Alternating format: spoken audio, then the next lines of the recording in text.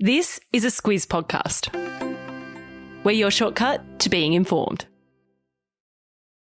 Squiz Kids! It's your daily news fix. Fun, free, fresh.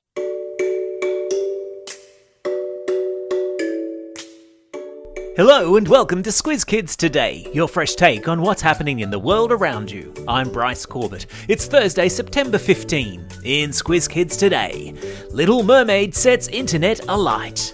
Queuing for the Queen in London. Australia's youngest Socceroo and an act of sporting kindness. That's what's making news, kids style. The lowdown. The internet was buzzing yesterday following the release of the Little Mermaid movie trailer as young black girls all over the world saw a Disney princess that looked just like them. Pop singer Halle Bailey, one half of the five-time Grammy-nominated duo Chloe and Halle, was revealed this week as the new Little Mermaid in a trailer for Disney's upcoming remake of the 1990 kids movie classic of the same name. And so excited were parents of black kids that their little girls would have a Disney princess that looked just like them. They shared reaction videos on social media of their daughters seeing the trailer for the first time. "She looks like me," was the reaction of one excited little girl. "The Little Mermaid is black," was the reaction of another. The reactions will melt your heart, which is why I've stuck a link to some of the videos in today's episode notes. And the reason it's such a big deal is because of the saying, you can't be what you can't see. And as social commentators pointed out yesterday, it's important for all children to feel like they are being seen.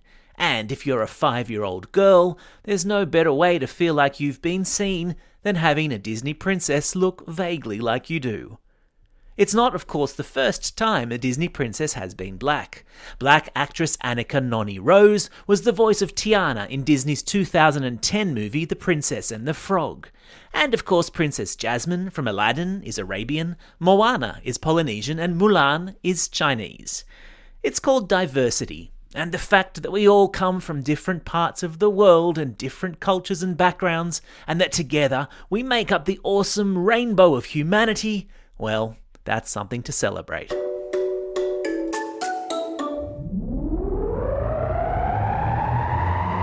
Spin the globe.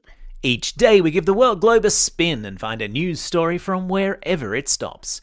And that globe just keeps stopping in England, where mourners wanting to pay tribute to Queen Elizabeth II and file past her coffin have been told to expect a 35-hour wait in a queue that could be as long as 8 kilometres.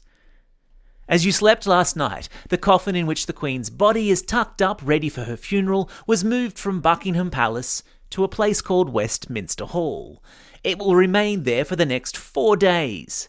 It's called lying in state, which is when the body of an important person is placed in a state building for members of the public to pay their respects. The hall will now be open 24 hours until Monday. In that time, the UK police estimate some 750,000 mourners will line up to walk past the coffin and say their last goodbyes to the Queen, joining a queue which it's thought could be as long as 8 kilometres. For some, that will mean waiting in line for 35 long hours. That's a whole day and a half of standing in a queue. So, yes, this truly is a spectacle that we may never again see in our lifetimes. Sport time. Shepparton's very own Garang Kuol came a step closer to making history yesterday when he was named in a new-look 31-man Socceroo squad to play for Australia in a couple of friendlies in the lead-up to the World Cup in Qatar in November. A friendly is soccer speak for a warm-up or a trial game. Kuol, whose older brother Alu plays for Stuttgart in the German Football League, moved with his family to Australia from their home country of Sudan in Africa. Now, at the age of only 17, he's set to be the youngest Aussie male debutant to pull on a Socceroos jersey in a World Cup since Harry Kewell did it back in 1996. Speaking at a press conference yesterday, Garang, who also plays for the Central Coast Mariners in Newcastle, said that it doesn't matter what age you are. If you just go in full guns blazing wanting to prove yourself and be ruthless, you can achieve whatever you want, he said. Can I get a hallelujah?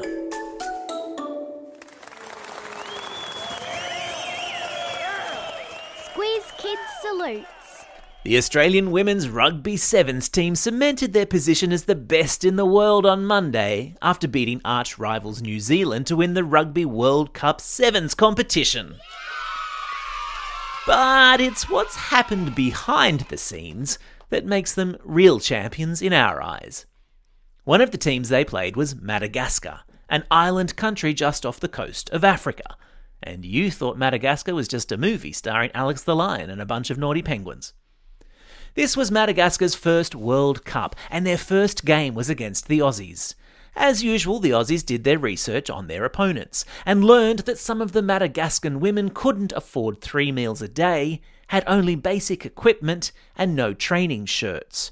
So, after their match, they met up with them in the dressing rooms, and in a touching moment of sportswomanship, presented them with their spare Aussie jerseys. So now, every time the Madagascan team train, they'll think of their Aussie sisters. Nice. I've stuck a link to video of the jersey presentation in today's episode notes.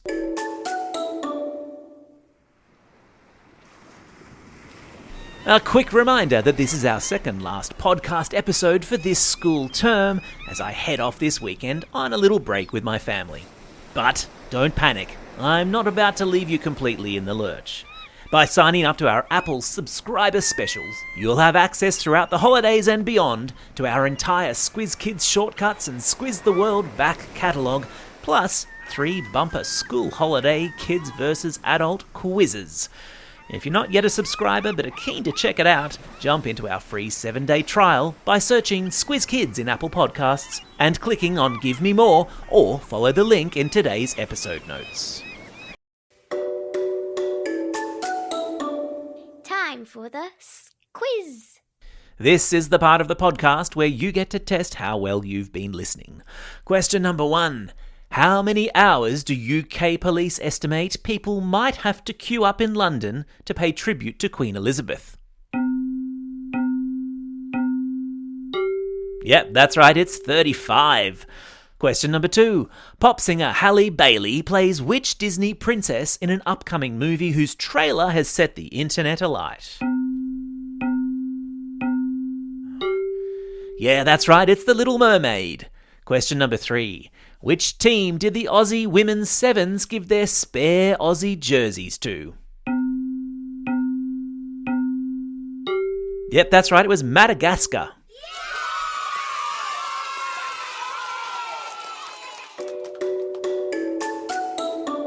Shout-outs. It's September 15. Today is International Dot Day, celebrating the fact that everyone is creative, even if they don't think they are.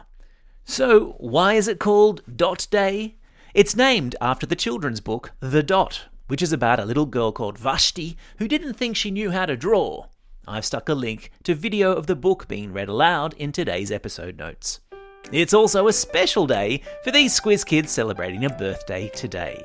Samuel from Cannon Hill, Zoe from Canberra, Xavier from Altona Meadows, Rupert from Gunnedah, Nathan from Petersham, Arnav from Floriat, Eamon from Campbelltown, Cheryl from Castle Hill, Ollie from Kotara South, Maddie from Yarrawonga, and Ida from Cheltenham. And classroom shout-outs today go to Class 3-4 White and Mr Davis at Holy Trinity Primary School in Curtin, Class 3B and Mrs Matthews at Tyab Primary School, to Mandy and the Year 6 Muscles, and to Dawn and the Year 4 Manta Rays, both at Majura Primary School in Watson, to Year 5-6 and Ms Fisher at Craigburn Primary School, and to Year 4 and Mr Clark at Holy Family Catholic Primary School in Lindfield. And a final classroom shout-out to my new friend Evie, to Miss Hesketh, and all the kids in Class 5B at Middle Harbour Primary School in Mossman. See, Evie, your mum does know me. And special shout-outs go to the following listeners who recently became members of Squiz Kids for Schools using our special term for promo, a link to which is in today's episode notes. Mr. Earnshaw and his grade 3 class at Appin Primary School, Ms. Hopton and the 4, 5, 6 classes at Spears Point Public School, and Cindy, Luke and Penny Mass, home educators from Omeo. Welcome, each and every one of you. Don't forget, if you've got a birthday coming up and you want a shout out, or if you're after a classroom shout out, drop us a line at squizkids@thesquiz.com.au. Well, that's all we have time for. Thanks for listening to Squiz Kids today. We'll be back again tomorrow. In the meantime, get out there and have a most excellent day. Over and out.